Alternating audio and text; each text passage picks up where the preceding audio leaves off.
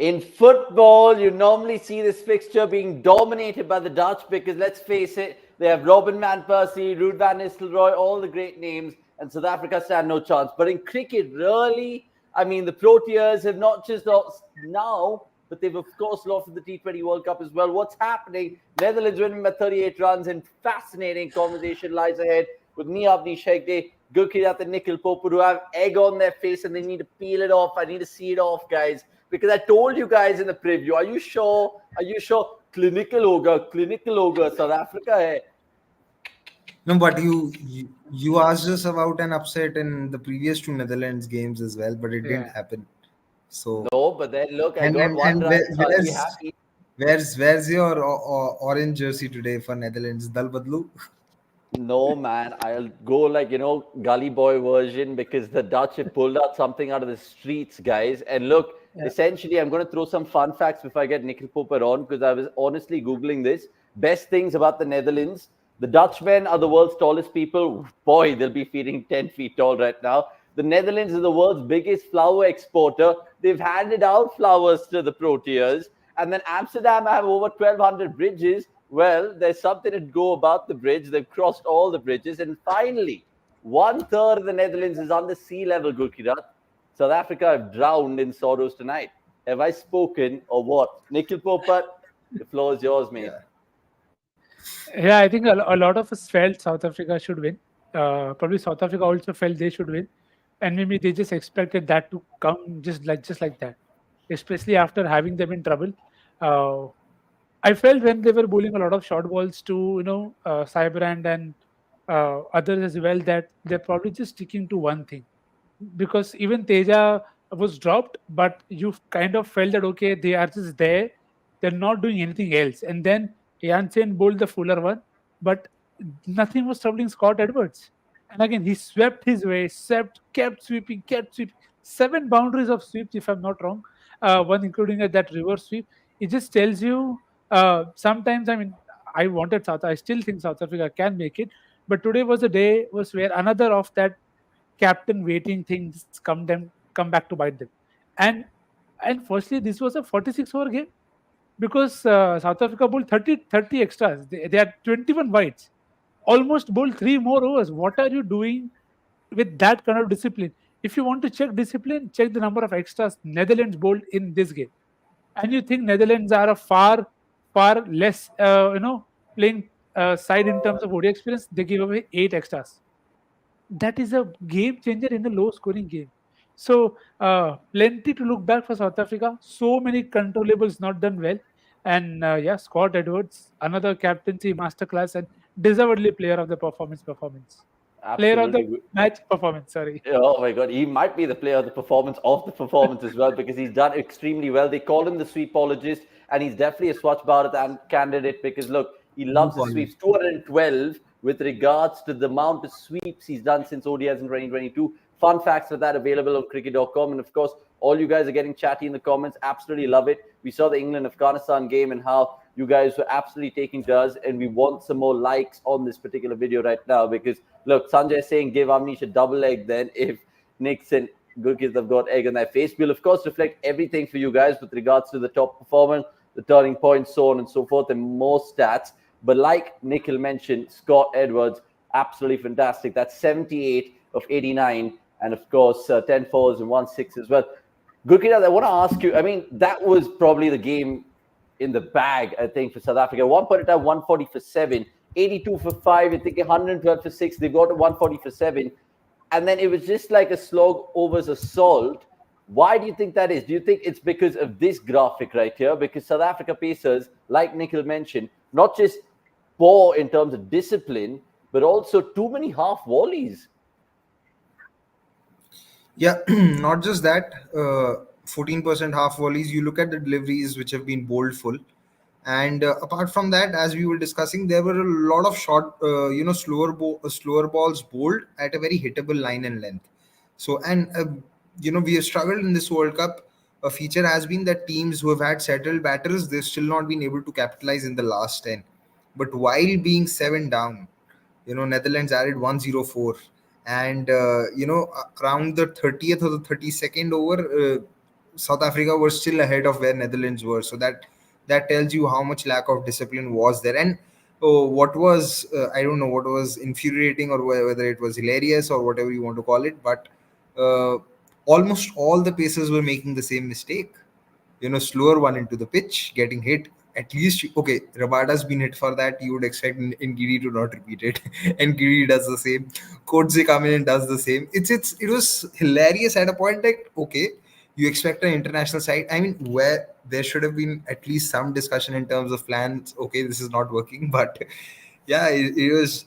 I think I don't know. Maybe South Africa took it a little too casually at that point of time, expecting that okay, one or the other shot will be miscued and it will go to hand, but it didn't really happen. So yeah, I don't think South Africa can blame anyone else but themselves for this lack of discipline. You just mentioned it right there. Did they get too funky for their own liking, Nikhil Popat? The fact that so many slower balls, just keep it simple. 3% of the slow balls that Netherlands bowls compared to the 15% they bowl. I mean, you don't expect that from an experienced kicking team like South Africa, do you? Yeah, Anthony, it is also something that we've said about many other teams that you have plan A's, great, but you saw first lower ball to Aaron Death, he hit it for a six. Then another one is bowled, he hits that for a six, and then another one is bowled, he hits that for a six as well. Then where's the planning? If you've seen it not work, how again? I may be taking wrong example of Bumrah here, who said, "Learn after one hit." Learn after at least two hits, and that is a time when you can see that momentum brewing from the moment Olof van der Merwe came onto the crease. That Coatsey first ball, Coatsey bowls him short. He has a very good shot that goes past point. Now instead of sticking to stance, what does Coatsey do? He bowls a slower one. Roloff has picked it, deposits over long on for a six. Now these are small moments, but then you are telling people that we are predictable. I mean, if rule of Mandamov is speaking your slower balls, it is just telling you a lot of things that there is wrong. And he's a character, he's a great guy, a proper fighter. He bowled a short one and then I don't know how he managed to get it over a third man for a six, but that's just the fight and that's just the, you know, being there for the occasion. You saw that with the ball as well for Netherlands that in the chase, you never for one moment felt that South Africa were on top. Even after with those cuts and dabs and six from Babuma, you always knew the pressure was building on South Africa. And that's where I feel South Africa at times have been very guilty of not being able to arrest the momentum. That we saw that in South Africa in the series that played against Australia, that when they lose it, they really lose it a long way. And that's where you want someone like a Rabada also to come back and really stop the flow. So I think a good way also that this has come very early for South Africa, that they have this loss. And again, we all talked about their batting depth being, at times being shown. Okay, you have two Janssen batting too high, Kodzi may not work, and someday that five bowlers will not work. You didn't expect it to be today in conditions that should. I mean, Pani said it's South Africa, Cape Town. भाई अगर आप घर पे ऐसी conditions में हार रहे हो, so there should be a bit of soul searching being done to what all that you have done wrong today. No, which is absolutely true. And I just think about it even more so with regards to the match summary, because you guys just summed it up right now. Gurkirat in the preview hit the nail on the head, saying if there is an upset, this is almost a perfect modus operandi for a smaller team to beat a big team. We saw it with Afghanistan as well. If they get a decent total, and Vikram in the comment was saying, yeah, 250 was never going to be easy. It was just absolutely on the cards, and they dominated that second innings as well. Just a reflection on the match summary then, because it will always go down in cricket folklore. We talk about the Afghanistan-England game. This one will as well, because South Africa, what they've done with this 38-run win is get their third one-day International World Cup win. The two before that coming against Scotland and Namibia. But this one will definitely be something which will be written across European papers, I'm guessing, not just in Netherlands. And Scott Edwards over there, 78 of 69. Even there were contributions coming from different players, as you can see. Right. I mean, there is going to be a fascinating headline in this one, which I'm already thinking in my head. Stop the van, South Africa, but the van ran over them. If you guys know, you know. And 56 people like this particular video because all you guys are watching. So I hope you guys are giving us a thumbs up from that regard. Let's move on to the first segment in this post-match review. in terms of the top performer.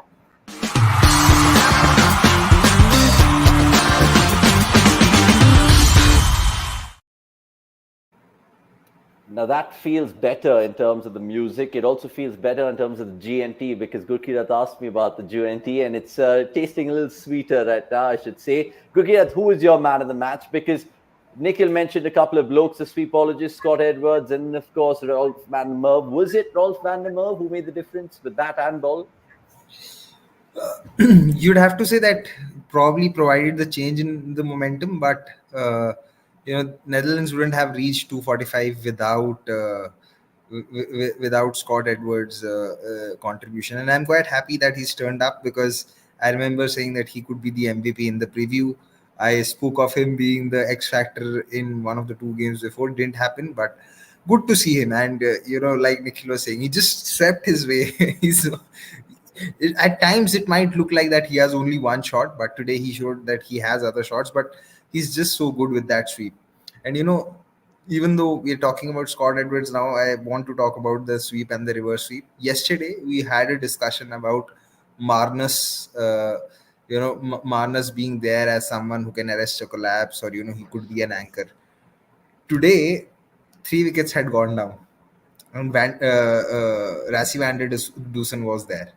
Now, I know it's a shot, the reverse sweep is a shot that has worked for Rassie van der Dusen before. But when you are only batting till 6, you have Janssen at 7. Could that shot have been avoided at that point of time?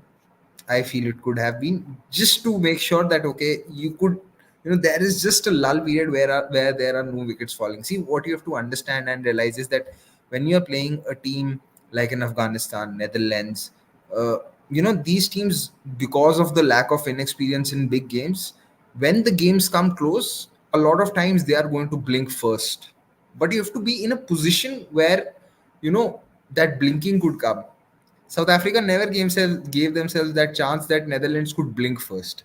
So I'd be a touch disappointed if I'm a South African fan, given the shot that Van der Dusen played, because, and he's also someone who plays spin well, could have been, just needed to stay there, but it did not happen. So, sometimes, the sweep and the reverse sweeps can get a little funky and can work not in your favor, but it is what it is in this game.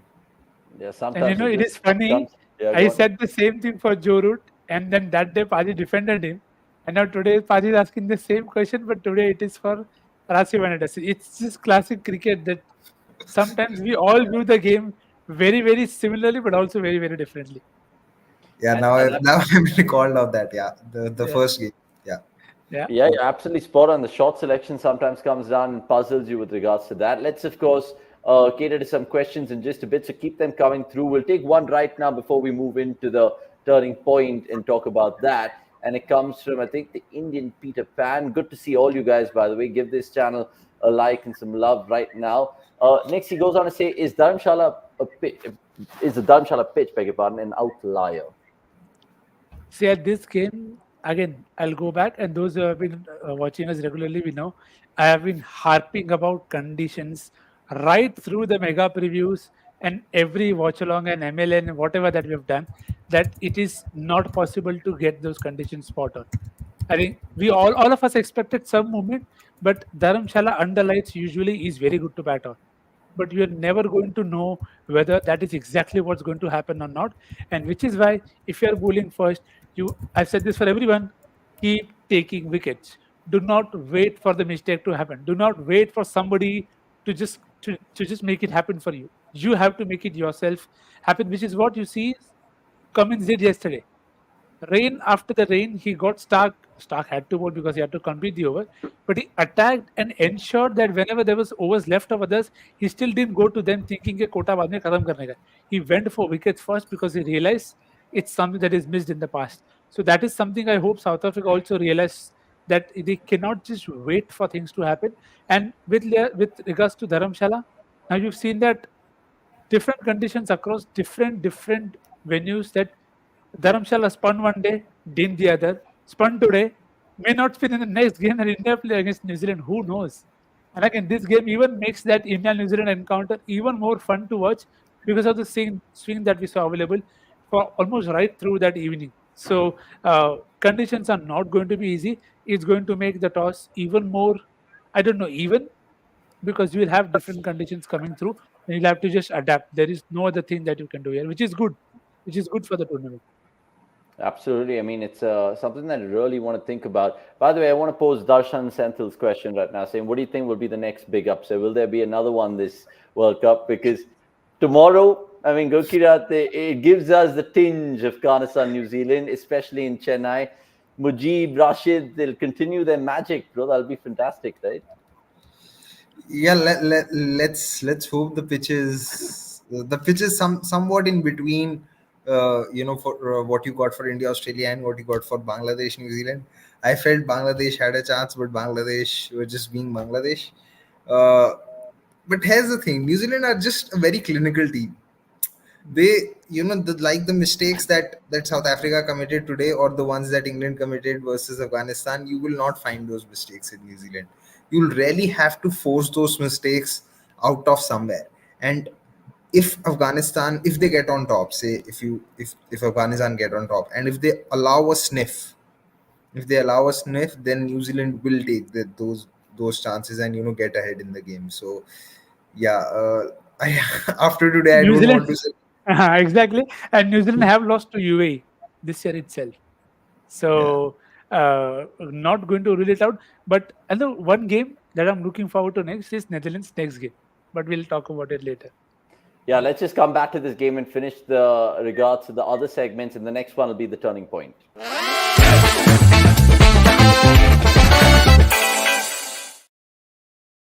It's surely something that you guys have already spoken about in this aftermath. The 10 overs, which cost South Africa dearly.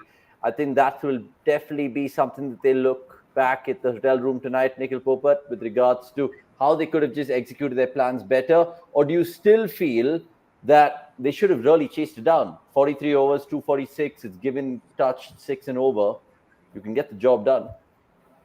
Yeah, they should have, and I think they did back themselves to do it, which you expect. Okay, they should be able to do it, but it is something that we've talked about with South Africa, that you have to look at it in a way that 6 wickets. Just look for 6 wickets. The first 6 wickets, the earliest you get them, that's the best way to stop South Africa, because they have Jansen at 7, and then the rest you can still manage to control or find a way out. So that's how I expect every team to attack South Africa. We've discussed this in South Africa SWOT analysis as well in the mega preview. So that is definitely there. But I still feel today's game, they definitely lost it with that partnership between Rulof and Scott Edwards. I mean, from that point of time, they were always, you could sense, there are moments where you can start to sense that, okay, now the fielding team is starting to panic. I know I don't at times read a lot into what experts say in mid innings break, but Imran Tahir on the official broadcaster was very sad and disappointed that South Africa panicked so early and they did not back their strengths. And he expected them to bowl more quick, which is something that we also felt, that they went to too many slower balls and they did not back their plans enough, which again tells you, someone who's part of that setup, that you expect this to not come through very often now, because a lot has been said about trying to put such games in. And all of us, me, you, Gurkrat, we all were of the opinion that they'll have to have a shorter format game for Netherlands to be in the game. But they've proved all of us wrong in that sense, that if you don't get it right, they are not going to leave. And that sheet that they have with matchups, it's again telling us that maybe a lot of us should also go back to the point, that matchups are not overrated. At the end of the day, it's all about execution. If you are able to execute your plans, you will find that it will work more often than not. Absolutely. And I tell you what, Gurkirat, the only thing South Africa would probably be happy about when they look back is that Keshav Maharaj and Lungi Ngidi putting that 41 runs in. Who knows, net run rate might play a huge part later on in this tournament as well, once you think about that. Also, I want to ask you about South Africa and how they will go about addressing this defeat, because even Darshan asked it in the comments. Do you think they will stick or twist? I know they made a particular decision at the toss, winning it, bowling first. That went in their favor. They got Coetzee in for Shamsi. But now you said it in the preview as well. They go into surfaces suiting them more. Do you think it's a one-off blip, or is it back at the same lineup? See, for starters, I don't think they made a mistake, in choosing to bowl or making that Yeah, change of bringing in Kodzi for Shamsi. I thought, it was a decision based on conditions. What they really have to look towards in terms of changing is how they bowl at the death or when under pressure. Because, today it just looked like that there was no plan. They were just hoping that we'll bang it in short, and maybe one or the other deliveries will get the edge and they'll go up and we'll probably get the wicket. Because uh, that is how I think they got a couple of wickets. I think the fifth wicket fell that way. It was in Gidi bowling. The batter, I'm forgetting the name of the batter. He was caught at fine leg. There was also a drop that happened right at the fine leg, and yeah, then Roloff van der Merwe was also out to a sort of a rising delivery. It was a slower short ball, so maybe I don't know. Maybe that slower short ball getting them that wicket just made them feel okay. We could get wickets that way, but they did not realize that it was also leaking a lot of runs. And it's strange that, and it's been a case with Rabada for some time, but uh, earlier Rabada used to sort of struggle in landing those Yorkers, but now you don't even see those attempts being made to bowl that Yorker. So today there were hardly any Yorkers bowled in that last five. It was either short pitch or slower one, or just simple length delivery. Hardly any Yorkers. So it was really, it felt rattled is the word that I want to use for South Africa in those last 7-8 overs. So they'll just have to go back and tell themselves that, okay, when the batters are going to attack us, we have to keep our brains above ourselves. We cannot look like headless chickens, because this happened versus Scott Edwards, Rolf van der Merwe, and Aryan Dutt. There are far far better batters in this tournament who can make it worse for all those bowlers. So they just have to back themselves in that moment. I don't think they made a mistake in terms of the toss or making that change, because they had Netherlands 50 for 4 at that point of time. I'm sure everyone was thinking, okay, by 7 8 p.m the game should be done. So Yeah, it's food for thought. And look, the comments can keep on coming through. Saturday Crew saying, so the win toss, win matches makes no sense anymore. I love to see that because it's unpredictability, which always lights up any sort of entertainment. All these upsets are ensuring that England and Australia are still in contention. And Civi going on to, of course, add on his stay in the chat saying Rabada has not learned anything from the IPL death bowling at all. Such a skillful bowler, looked listless against the tail enders, and so on and so forth. By the way, I really feel like you guys should give this channel a subscribe if you're new, and like this video, because we're seeing World Cup upset after World Cup upset. We're also seeing fantastic content after fantastic content on cricket.com. We've had some great stuff. Check out our vlog of this cricket.com on tour, because my producer is nudging me saying promote that as much as possible, because it's a fascinating watch. We, of course, did Chennai, Ahmedabad, and Hyderabad. We're back in Bangalore. We're looking forward to Bombay as well, and that'll be something to definitely write home about. There's something more to write home about, Nikhil Popat, from a Dutch perspective, because let's face it, this is the first instance South Africa have lost to an associate nation, but you look at the Dutch's rise to the top, how they made themselves this journey. They made 374 to take it to that super over, beat West Indies. They beat Scotland in a very tight game, and now they find themselves here, pocketing their third ever win in the World Cup. Do you think this is honestly a beginning of a new era for new teams to come in and have their say, not just in ICC tournaments, but largely in the pool of cricket generally? Jan, which is why I'll keep saying you need this format. This is the format that will help them grow, that will help them learn. They've lost 20 of 23 games that they played against, you know, uh, in the past, but they learned from those lessons. And you will only learn and execute next time if you play that format. So after this World Cup, they don't have a lot in this format. So you need that to happen, because you are not going to see a lot of these sides play Test cricket, but they can still play a lot of ODI cricket. And I keep saying it is the balance between the two. Maybe after this World Cup, we can have more experts, even economics, from broadcasters and others, to understand how do we make ODIs viable, because I really see that there's a lot to love about ODI cricket. Where else are you going to see a team like this come through, just beat a side so convincingly. You saw Afghanistan do that versus England. You saw, I mean, before this World Cup, nobody would have seen this coming, even the wildest of dreams. It is one thing to say it in jest that Arctic and Netherlands will defeat, but the first thing that comes to your mind, are but it's an ODI. So that you in your mind also know it is tougher thing to do, and which is why credit goes to the system that has been built by the captain and the coach there. They now have a sponsor, I think, for the next 3 years, which is good. But you still need more games, more capital has to come through for them to be able to execute them. Cyberland is still working full time, and he has a shot with the backing of his firm that go have a try at the World Cup. All these stories will come through if you have more people coming into the game, you taking the game to newer folks and newer teams. So it's a good win for cricket in general, but it has to be met with certain actions now to ensure we keep seeing this time and again, and it doesn't become a club of just 5 6 good teams playing. There are a lot of things that have to be done, I know that, but hopefully we can take that for the greater good.